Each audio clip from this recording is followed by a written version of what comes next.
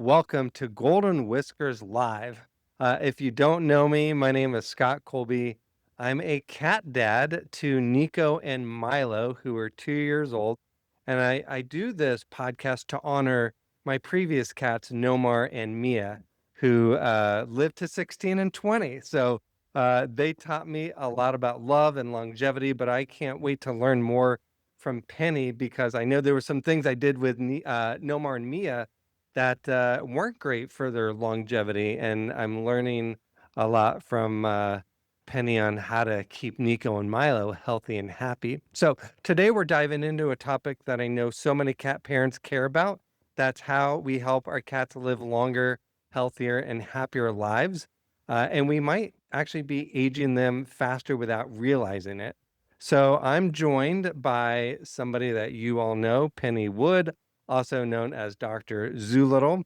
Just give a little intro. Of course, you know Penny, but she is a longevity zoologist who studies why our animals age the way they do and what's actually possible when we work with their biology instead of against it. Penny, thank you for being a 3-time guest of mine from the Feline Wellness Summit, 1-time guest from the Golden Whiskers podcast, and now doing this for the second time. Appreciate you being here.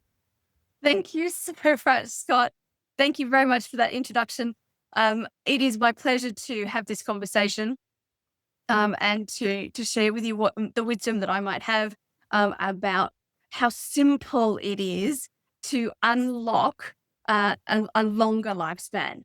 And that's at the end of the day. So we're talking about not trying to hit particular markers, not trying to hit magic numbers like 38, although we all want 38 or 58 or 108. Like, let's be real.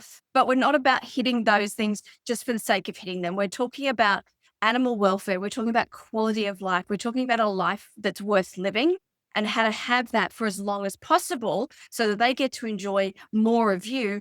You get to enjoy more of them. And along the way, what we find is that health continues to maintain at this top level, right? So what happens with aging in the big picture kind of thing is it's loss of function, right? And with loss of function means something doesn't work as well as it used to. Something's more painful to use than it used to be. Some things is somehow impaired, right? So when we are working with biology to regenerate and to rebuild and to stay in this place called homeostasis, what we find is we don't develop the symptoms and then the diseases that cause that deceleration of health or the onset of loss of function. So that's a long way of saying that as you push out health, you push out lifespan. The longer that you can stay healthy, the longer you will live. So it's one mechanism, if you like, one toolkit that we're going to work with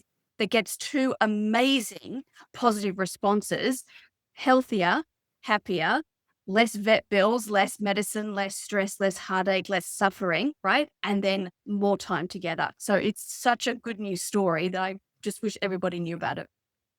Yeah, I mean, this is a topic that probably every cat parent wants to learn about. I mean, I know I want my cats to live as long as possible. I know we probably all do. So, Penny, let's start here. What is the biggest misconception that cat parents have about aging? I guess the fact that somewhere between sort of 12 and 15 is normal, right? Because that's if we see something often enough, right, it becomes what we expect. It becomes the common feature. And so we start to just assume that that's the only alternative that there is. And it's not until we find out more and hear, oh, actually, this is possible. We hear that record of cream puff getting to 38 and go, oh my gosh, how did that even happen? Like, I had no idea, right? It's until that spark comes in that we suddenly go, maybe there's something I can do. Maybe we can manipulate this somehow in a positive way, right? And the truth is yes, and here's why. Because we looked at, well, I say we, right? Scientific community. So the scientists that work in the sort of the textbook setting, the laboratories and doing the experiments and writing up the statistics and all that kind of thing, right? Those kinds of scientists, they're called pure scientists, right? Those kinds of scientists are doing the actual research.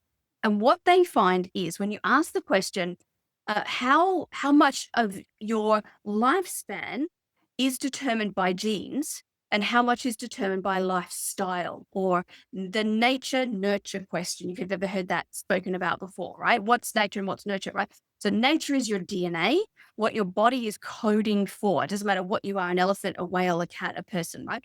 And then nurture is your lifestyle, the environment that you put in. Okay. So in all sorts of biological questions, we always want to know what percentage is nature and what is nurture. So when it comes to longevity, everyone was thinking it's in the genes, right? You're going to live this long. This is kind of coded in that way.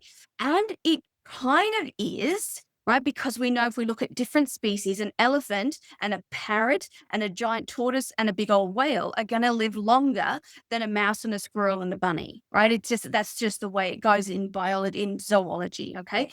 Typically bigger animals will live longer than smaller animals because the speed of their metabolism. The faster your metabolism goes, right, the faster things wear out, right? The more you can take a rest in between, right?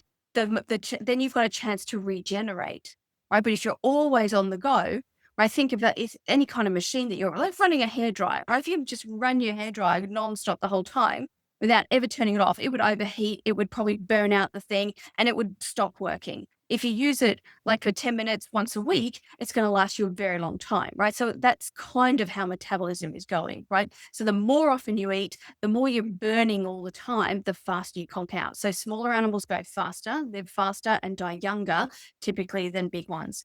So that's the big picture. But when it comes to our pets, the research shows that although they've got their sort of prescribed lifespan, yeah, according to species type, genes are only factoring in about 7 or 8%, right? It's actually a little bit higher in dogs. Dogs are closer to 10%, and they're the weird ones. And that's because we've spent so long, last 200 years, meddling around in dog genes, right? Dog genes used to look like wolf genes, except domesticated. And then we meddled around and we made all kinds of different breeds, big, small, short, long noses, low tails, whatever, right? And we made them complicated and messy and not as viable, so not as robust biologically as the wild type version. So dogs, it's about 10%. Everybody else, we're looking at about 7 or 8% is governed by the genetics. That's the science, that's the research. So what does that mean? That means 92%, right, is lifestyle. That's how you live. That's your nurture, your environment. So That's exciting. deciding We that, can we can change that. Yeah. who's deciding their lifestyle, right? We are. So here's all the we suddenly are in the driver's seat, holding all this beautiful control in our hands, saying, "Okay, well, based on the decisions that I make, I can take my cat on a lifetime journey for 20 plus years, maybe 30 plus years, of this fantastic place of health and vitality. Or I can do status quo kind of decisions, do what the average person does. And when you do what the average person does, you get what the average person gets, which is 12 to 15 years, right? Now you might get a home run and get 16 or something, right? Because but unless you're really mindful of decisions that you're making, we tend to default to the simplest, most convenient, most well-known options. And sadly, those ones are not usually the best ones. They're not. So they have been designed and educated to us through companies that are trying to sell something typically rather than through science. Because most of the time, zoologists, weirdly enough, I don't know why, but zoologists don't typically come into this space of longevity and pets. So you hear from veterinarians, bless veterinarians, they're amazing, they do an incredible job, but what they learn at school, at university, is not animal welfare, right? They're learning animal health. It's a different question. They're learning a different toolkit using pharmacology and some other things, so chemical-based or synthetic-based medications to address symptoms and diseases and things like that. It's a different toolkit from what we use in zoology when we're looking at an animal and how we're understanding how they're working. So it's a different perspective. But if you're only hearing from the veterinarians and you're only hearing from the marketing of companies that are going to sell you pet food and pet beds and cat whatever things, right? Then at the end of the day, they've got a mission, right? Which is to sell product. Fine. We all want people to have a business and eat food, but it's not usually the best thing for the cat biology. So what we want to do is combine best practice biology, understanding how cells work and how the body stays alive and thrives and lives in health, plus when to use a vet and what we ask a vet to do, and when we say, actually, no, I'd rather have a different option, please, right? So working with the toolkit in the right way. And then finally, buying the products that we know have invested the time in becoming appropriate to the species rather than just appropriate to their business. So when we put the three together, then we are the empowered pet parent that can make brilliant decisions and stretch out that time frame. Yeah, when I first interviewed you, we did a talk on doubling your cat's lifespan, and that was eye opening for me. When you said, well, the average Right. lifespan currently is 12 to 15, we can get them to 24 to 30. That's exciting. Um, but I know most cats or a lot of cats aren't reaching their true biological lifespan. What are some of these everyday lifestyle factors that accelerate aging in cats? Things that maybe cat parents are doing without even realizing it. Yeah, and that's the case, is no one knows they're doing it. No one Mm, knows, right? So there's no blame in this game at all. And I want to be really upfront about that, because until someone tells you, until you read about it, study it, whatever, how do you ever know? Right? How do you know what you don't know? You don't. So put aside any blame and stuff that you've got and just come into this with curiosity and excitement to say, okay, now we get to learn, now we get to start making changes. So to answer that question, I simplify it down to there are 7 facets, right? 7 aspects, 7 angles of lifestyle that we provide for our pets. And there are things in each of those 7 areas that we can change. You can change one thing in each of those areas. You can change 100 things in each of those areas. It's entirely up to you. And I don't sit here and tell people, well, you must do this and you must spend that and you must, right? This is about educating you to know that across these 7 areas, there's things to do. So when you are confronted then with an option in the store, an ad that pops up on your thing, a visit to the vet that suddenly says about one particular, right? You now can start thinking, oh, is that a lifestyle thing that I can control? Is there a better option? Is there a healthier one than the status quo version? And so you start to become empowered then to know there's more out there. And then you can come and talk to somebody like myself who has more information, and we can dive into the specifics on what is it that is going to be right for you. What are the best options that suit your location, your budget, your lifestyle, how many pets you have, how old your cats are at that particular time, all of the variables. But the principles are the same for every animal in captivity and every animal, no matter how old they are, and every place in the world. Like all those other things are catered for. So let me run through them so that you actually know, right? I just wanted to give you context first, because it's not like, I mean, I could literally just go, oh, here's a list, right? Take this and go and do that. And we can do that, but that doesn't necessarily always suit you. So I find if we teach first principles, that's the foundation, kind of like a combination key, right? That will unlock any door. And then you can tweak it, tailor it, modify it according to what works for you. So let's start number 1, species appropriate nutrition. There's just no two ways about it. Species appropriate nutrition is essential because that's what's going to power the body. And here's another thing that nobody tells you when you study nutrition or learn about food or whatever, is our bodies and our cats' bodies are made of protein, right? We are made of protein. To remake a body, which is to heal and to regenerate and replicate, which is what the cells are doing all the time, you must have protein, right? You can't build a protein house out of carbohydrates, right? Carbohydrates will be the energy that will power some of the things, right? But you must have protein to build protein. So when it comes to a cat, they're an obligate carnivore, which means they can only eat meat. They don't have the enzymes to break down plant material. So unlike a dog or like ourselves, they can't have their veggies and they get nutrients from that. They can possibly sometimes have some green planty things, right? for medicinal value for other things, but they don't get calories, energy, and rebuilding of the body stuff from those things. So they're an obligate carnivore. They need to be eating meat. They don't want to be eating biscuits. I know this can be a bit of a confronting thing if you've never heard this before. And again, we're not talking about a blame game, but biscuits are at least 50% carbohydrate. Cats don't need any of that. They just want protein, right? And then the protein that's in those kibbly biscuit things is not even worth mentioning. It's scraped off the floor of the abattoirs. It's disgusting. It's rancid. It's putrefied. It's filled with synthetics. It's bleached. It's dyed. It's superheated. It's extruded. I mean, you can't even imagine what goes on to make this stuff. It is trash food. And there's not one cat on the planet that deserves to be treated like trash, right? So I despise kibble for what it does for our pets' health and happiness. And so a species appropriate diet doesn't matter if you're doing lightly cooked, if you're doing raw, if you're doing freeze dried, if you're doing fresh, if you're doing scraps from home, if you're doing half and half. Like there are so many different ways to dive into that, but let's give them what they actually need and what's delicious so they enjoy it.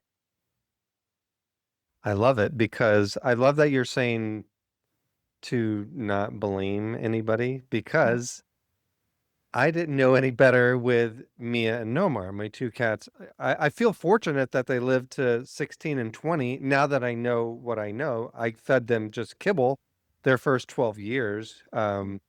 Because, when I adopted them back in 2003, and I was just like, oh, I'm just supposed to feed them kibble and clean their litter box and play with them, and Right. they're going to be healthy. And now Mia specifically, the one that lived to 20, which was great, but her health was poor her last, 4 years, kidney disease, arthritis, she had dental issues. And so, it wasn't like a great last couple of years for her. And now just since 2023, or really since last year, interviewing you, Penny, and some of the other feline wellness experts that I've interviewed, I'm learning so much, and it's joyful what I'm able to give. Of course, I wish I was able to give Mia and Nomar the knowledge that I have for Nico and Milo right now, but I'm loving that I'm able to give them a better life, the best life that I can based on just the tip that you just gave about nutrition is what I'm following. And it's great. It makes me feel good as a cat parent, that hey, I'm doing Yes. something. Because we want to give them the best. We love them with all our heart, right? So Yeah. of course we want to give them the best. And we think that we do that when someone comes along and says, "Oh, get this this breed specific kibble or this veterinary approved kibble or whatever." We think we're doing the right thing. And we're so proud of ourselves for investing in that purchase and then Right. giving that. And it's not until later we find out actually from a biological point of view, that wasn't true. From a marketing point of view, they made up that story and we believed it, right? Because we trust the people that are talking to us about our pets. And so having someone who can then verify that and say, well, here's why. And I've studied nutrition this much to tell you that, or I've read these papers that verify that, or here's the evidence from some other trials that something that can then prove to you as a consumer that it's worth the investment for you. And so often we don't dig into that level because we just go and trust the people that are speaking to us, which is a beautiful place if the world really worked like that all the time. But sadly, that's not always the case. So species appropriate nutrition can look like lots of different things, but the rule of thumb with a cat is we're going to be talking about real meat. Right now, Mm. before anyone panics and thinks, oh my gosh, I can't afford that, let's remember meat is actually four different things. And most of the time, we only think about one. So there's muscle meat, which is like a chicken breast or a steak. And that's the expensive stuff. And that's why we think, oh my gosh, I can't afford to do that for my pets. That's one type of meat, and it's important. And cats need about 50% of their bowl, in an ideal world, about 50% of their bowl as muscle meat. It's a huge part of their diet naturally. But there's also organ meat. So livers and Mhm. kidneys and brains and lungs and things that we don't want to eat, right? That's cheap as chips to go and buy, right? So not a problem. That you can put that in your bowl for days and hardly cost you anything.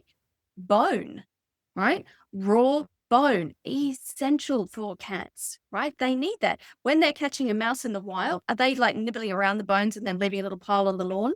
No, they're eating the whole mouse bone and everything. They need the bone. It's normal diet. It cleans their teeth. It gives them minerals. It does all kinds of amazing stuff.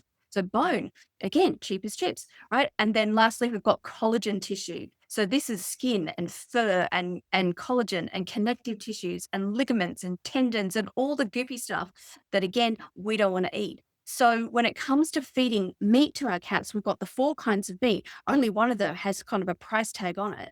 The others are just like, well, nobody wants that, right? So it's really easy to get a hold of through the butcher's shop and waste, like good quality waste. Like I'm talking about rubbish, trash stuff. I'm talking about the food industries and all that. Anyway, or there are a whole lot of brands that will make a balanced meal for you. You can have it shipped to your door. You don't have to worry about any of that stuff. Or if and when they go hunting, they're going to get that for themselves anyway out of nature. So species appropriate diet looks like a dozen different things, but the principle is there of those four different meats. And then you're cooking with gas and you will see the years come off your pet. The weight drops off on cats that have put on excess because biscuits are full of carbohydrates. What does that do? It becomes sugar, becomes fat. It doesn't get burned, and that's right. You got a bigger cat. You see the weight drop off. You see the poop change. The litter box becomes unfragrant. Like when you walk past the litter box, you're like, ooh, it's time to freshen that up. When you go on a species appropriate diet, that's almost nothing. Like it's amazing that what changes, the silkiness of their fur changes, all these things. So you see results really quickly. But that's just one area, right? That's one area. All you're doing is switching. Instead of buying A, you're now buying B. Couldn't be easier for you. You're still making their meal. You're not adding anything to your day, right? So it's just like, why not change it up? So then we have, let me go through so people actually know, species appropriate diet. We have detoxification. So important, right? If you lived in a house that you never ever took the trash out, can you imagine the state of things? Be pretty awful. So we have to take the trash out, right? And their body is doing that to some extent, but there's stuff that gets built up inside. So we want to reduce the exposure of things that are toxic to our pets, right? Things like fabric softener, Scotch Guard on new sofas, plug-in air fresheners. These are really, really toxic to cats. So we want to think sensibly about the environment that they're in and take the toxins away to reduce exposure. Then we want to use things in the body to pull out the toxins that have been stored and then make the body clean from the inside. So that's detoxification. Number three, we want to balance the microbiomes, right? And there's more than one. The three that I focus on with cats is the gut microbiome, so important for the immune system as well as digestion. The oral microbiome, so to keep those teeth in beautiful care because we don't want them having to have extractions and things down the line, right? And then the skin microbiome. So we want to make sure we don't have itches and allergies and funny ears and those kinds of things. So we balance the microbiomes. That has a huge impact on their health. Number four is movement, exercise, and alignment. So alignment is how the body is positioned in relation to itself. Are you off balance? Are you, twisted and all these kinds of things? Or is it all kind of flowing the way it's supposed to be? The more flow you have, the more life you have. So that includes things like your circulation, your lymphatics, the ability for your nerves to send the messages all the way through, the ability for your hormones to be flowing up and down the way they're supposed to, as well as the muscles and the skeleton. So there's a lot to the alignment thing. And movement and exercise is important. And it's very, very different for cats than it is for dogs. So we need to be mindful with this, that we tailor it for those guys. Number five is the natural environment. And this is the one that I never hear people talking about. Never hear people talk about. And it is so, so important. And again, we're not doing a blame game thing. If you've got an indoor kitty because of safety reasons, I respect that, understand that. But there are ways to bring the outside in if you do have those kinds of restrictions. But here's the thing, the five spheres of nature all confer health and healing benefits to wild animals. They also confer health and healing benefits to captive animals or domestic animals or us, right? And you probably heard, oh, you should get out in nature more and you should walk on the grass with bare feet and you should breathe the fresh air on top of a mountain and you should be in a forest. And there's good reason for all of that because there's science behind every one of those statements that is telling you information that knows how nature is feeding health into animals' bodies. Plants and animals work in connection with each other, in symbiosis with each other. We are both dead if one disappears. If plants disappear, all the animals are dead. There's just no two ways about that because we rely on oxygen, they rely on carbon dioxide. So there's a gas exchange. Trees breathe out oxygen, which is why we should go into forests and spend it because we get beautiful air and that cleans out this. I won't do the science now, but it's really important. But we breathe out the carbon dioxide, which is what the trees need. So that's just a very easy example. There are dozens of examples of little stories I can tell you about how nature is feeding and nourishing and nurturing the health and helping the body come back into homeostasis. So if you're inside all the time without access to light, air, water, rocks, and plants, which are the five spheres of nature, then we are suffering. We are not getting everything that we need. So that's the natural environment. And that's again, there's 100 things you can do in any one of these things, and they're so easy, they're so fun, and you immediately see results in how happy pets are when they get access to things that they value. Because those things are part of their ancestral psyche. They're part of their innate knowledge, right? And it's like you knowing that you're supposed to see, right? You know you're vision oriented and you're supposed to see. And if you have a blindfold on for whatever reason, you know that's supposed to come off because then the world becomes a much more enjoyable place for you. That's what it's like for the animals when they don't have access to outside. They feel like something's really, really missing that they're yearning for. And when they get access to it, you see it. When cows and other farm animals are locked away in barns over winter in the colder climates, right? They're in the barns because the ground is icy and they might break their legs, or it's too cold and they can't all be wearing blankets. So they live inside in the barns over winter. And then spring comes, right? And they open the barn doors up and they all come running out. Have you ever seen videos like that? You should. Mm. They are skipping and dancing around that field. They are so unbelievably happy. They're the most joyful animals you'll see because here they are free to engage with what they've been missing all that time. So I just think the natural environments is, and listen, which animal in the wild doesn't live in nature? Mm. There just isn't one, right? Yeah. It's where they're meant to be. What are we up to? That's five. I'll do That two. was fine.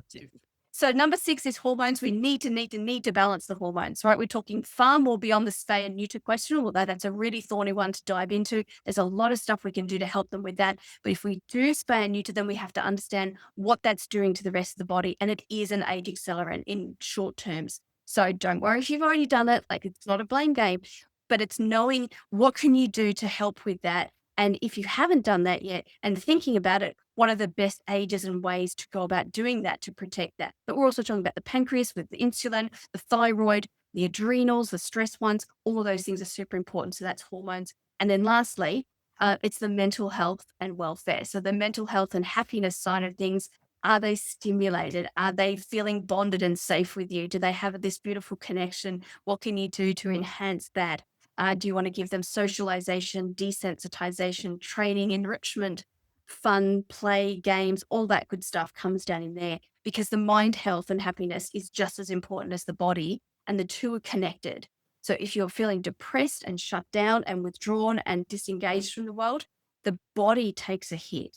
But when you're actively inspired and enthusiastic and engaging with things and you feel safe, boof, your confidence goes right up. Your desire to engage with the world and use your body and do things so your health improves at the same time. So there we go. That's the 7 facets that you actually control, right? And you're probably doing stuff with most of those areas anyway. So it's Mm. just a case of knowing, hey, let's swap out the not so good one for the really good one. Yeah. And then watch that whole situation change. Yeah, I always chuckle because everything you just said that's good for cats is good for humans. We should be out in nature. We should be eating unprocessed foods. We shouldn't be having toxins in our But home. it's So, easier to do it for our pets than it is for us. yeah, exactly. Yeah. Yeah, and then just a little personal note. I actually cooked some cat food for the very first time for Nico and Milo just 2 weeks ago from a recipe I got from Melissa Sherman, one of our other guests, and they loved it. Oh, and you'll like to hear this, which will piggyback onto my next question, but my friend has a 17-and-a-half-year-old cat Mhm. and she, her appetite hasn't been great. And so there's some days she's not eating much. We gave her some of this homemade food and she like ate it right up, just wanted more of it, which is, as my friend Lori, she's just so relieved. She gets anxious. Oh, the cat's not eating much, and Yeah. it stresses her out. And just seeing her cat eat this fresh, homemade food that we made in the slow cooker, and we invested our love into making that food, just was great to see her cat. And I wanted to actually kind of piggyback into the next question. So Nico and Milo are two and they're healthy, but suppose we do have a senior cat, as I know a lot of pet parents listening have senior cats. My friend, her cat Remy, 17 and a half years old. She has some health issues like thyroid problems. For cats who aren't starting from perfect health, but maybe they are already aging, slowing down, kidney or thyroid issues, what is possible? Are we able to still make a meaningful difference in their lifespan and quality of life? Yes, yes, absolutely. And here's why. Because the as long as you're alive, right? Your DNA and your body and your biology is fighting to take you back to health. Mm. Nature itself, natural selection, DNA does not code for disease because it's not a survival tactic to have a disease, right? Disease in the wild gets eliminated out of the population. The weedy ones, the sickly ones, the infirm ones, the whatever are weeded out of the population because they literally don't survive, because they're predated upon, whatever else. Natural selection does not favor disease. The body doesn't code for disease because it would self destruct. You would end up, life would cross itself out, right? So biology is always trying to bring you back to health. So health is this place in the middle, right? In this balanced position, not too much, not too little. Think about, baby bear's porridge. Yeah. Goldilocks stole Mm. his because it wasn't too hot. It wasn't too cold. It was just right. Right. So that's where health sits. And if we bump outside of health, we have something called a sign or a symptom, right? So there's a niggle, there's a little thing that's off. And we're like, oh, well, that hurts, or that wasn't there before, or yeah, and we notice because it's now off somehow. And if we don't pay attention to the little off signals, the little signs and symptoms, then they will typically progress, right? Because we haven't solved the issue. The body always wants to solve the issue, but sometimes it isn't equipped to. So it has a blueprint, it has a DNA blueprint or a biological cellular blueprint that says, fix this, right? But it's like saying to you, can you please fix the tap in the bathroom? And you're like, no problem. I've got the instruction manual and I know that that's an important thing to do. Check. Do you have a spanner and do you have a washer? Nope. Well, how are you going to fix it then? Right? You need the spanner and the washer to get in and fix it. You go, I want to fix it. I know I should fix it. I've got the instructions of how to fix it. I'm ready, willing, and able. But where's the washer and the spanner, right? The wrench or whatever you call it, right? So Mm. it's like, okay, when the body jumps out, it often needs us to provide something to jump it. Not the instruction book. We don't have to be super clever about it. We just know, oh, well, if I give you some vitamin A, then that'll help that. Or if I give you some vitamin D or E or whatever it might happen to be, then we know we can fix the problem. So a sign and a symptom is a signal to us to say, uh-oh, let's keep an eye on that. Is there something that we need to give the body, give our cats to bring them back here, right? On the next side of that, you've got disease, right? So if you allow symptoms to continue to build up, you get a cluster of them. And we call a disease a cluster of symptoms. That's what a disease is. Like, they don't really exist. They're kind of fictional in some sense because they're just a label put on top of a cluster of symptoms. And we categorize that and go, okay, well, we call that one. Right. But if you allow that to progress, then you're about to get multiples of those. And that's called comorbidities, right? It's when you've got obesity and diabetes. And then you have glaucoma and you have it, right? And you start to see that. And then your body's really struggling because you haven't solved any of the problems. And what's on the other side of comorbidities? Well, there's a clue in the word morbid, right? So on the other Mm. side of comorbidities is death.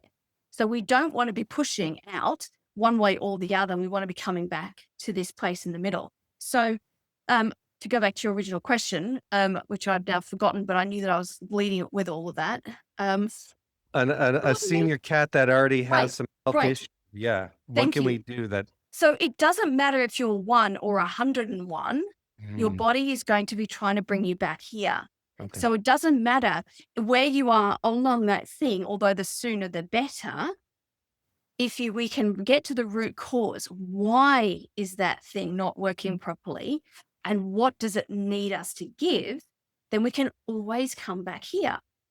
We can always come back here. Now, science will, not science, science will tell you this, but most people aren't reading scientific papers, okay? Because they're pretty boring most of the time, Except you are. You are. right? Right? They're not the most exciting read. Let me put it to you that way. Right. So most people aren't reading the scientific papers. So we don't, as a general population, really understand that just about everything is curable. And that's a really bold thing to say, right? And if I was a doctor, I probably wouldn't be allowed to say that, right? But I can tell you that the body wants to heal. Doesn't matter how old you are, it still wants to heal. So we can do this thing called biohacking, right? So hacking is when you hack into and you change the way the technology works to get a different result. So we can hack into the biology. So that's biohacking. Now we're not doing anything destructive in there, but we are reversing the trend of aging. So aging is this time-oriented process that causes loss of function. We talked about that right at the very start. Right. Now, what if we could slow the loss of function by continually making sure that we nourish the body properly and take the trash out? And it's sometimes as simple as that, right? What happens after about 2 years old in our pets is that the stem cells that they had that provided new for old regenerative healing, so something gets damaged, we get a new one, brand new one, works perfectly, nothing wrong with it. There it is. It's going to be great, right? That's a stem cell healing mechanism. After about 2 years of old in our pets, the stem cells in their system start to decline. They've peaked and they start to decline. Okay, so that's about 30 years old in a human. And they start to go down. So what happens is the body switches to healing mechanism number 2. Healing mechanism number 1 was new for old. Bingo, you're young again, right? Healing modality number 2 is scar tissue. And we've all got a scar somewhere, right? So what's that? That's a patch. So we're putting a patch over the thing that broke instead of getting a new one. So we've got, it still works, but just not as well as it used to. It's like a patch on a tire. You get a puncture in the tire, you can still ride your bike, right? Or drive your car, but sooner or later it's probably going to need to be replaced because it's just a patch. It's not a brand new tire. So that's the difference between the two. So if we biohack, right, we're tapping into the biology and saying, I tell you what, how about we give you more stem cells, even though you're older than 2 years of age? Now the body's going to say, oh, brilliant. I'll keep working with healing modality number 1 and give you new for old. So what have we done in that process? We have slowed the aging process because we're keeping the cells young, functional, and brand new when they get replaced rather than repaired and having some kind of damage. So the problem with scar tissue is it is just a patch and it stops blood flow, right? As a patch, like a patch over top, it's like varnish over the layer. You can't get to the blood vessel, so the blood flow can't get in there. So if you can't get blood flow there, it's functionally dead. So this is not ideal if you want to have the youthful, all that kind of thing. So we can biohack, right? How do we biohack with giving up animal stem cells? Well, there's a supplement that can do that. It's nutritional stem cell activator. So it's all plant-based material. You feed that to your cats, and now you're keeping them young. Biohack. It's so simple, right? But if you don't want to do biohacking, just make sure you're giving the right amount of food, right? The right kind of food is how you're going to nourish their body instead of putting trash in their body. So if there's less trash, then this is going to slow the aging process, right? So if there's lots of different ways, but the biology of the animal is always pushing to health. And if we just give them the bit that they need, which might be fresh air, it might be grounding, it might be species appropriate food, it might be play sessions that challenge their brain and make them use their muscles, it might be giving hormone replacement therapy. It might so there's lots of different things, right? And that's why I say you can pick and choose from this smorgasbord of options of what it is you do to help your cat. Yeah. It's comforting to know that there are things that we can do even as they're slowing down and maybe getting some health issues. I wanted to kind of start to wrap things up a little bit. An audience member of mine had a kind of interesting question. They asked, do cats go through aging spurts the way humans do? Periods where aging actually speeds up. In terms of a let's call it a pristine trajectory or pristine life, Yeah. right? One where we're not doing intervention. Um, no, not really, right? There is just chronological passing of time, which causes then chronological aging. When a body is under an onslaught, which can be lots of different things, right? That can be a trauma. That can be a fear-based scenario where they're really like you've heard stories where people actually go grey overnight, or lose the go Hmm. white-haired overnight, right? That they've had a serious shock trauma, and it's done something biologically that then kills the pigment in the hair, right? So those things can happen. So there can be events that happen where aging is really accelerated.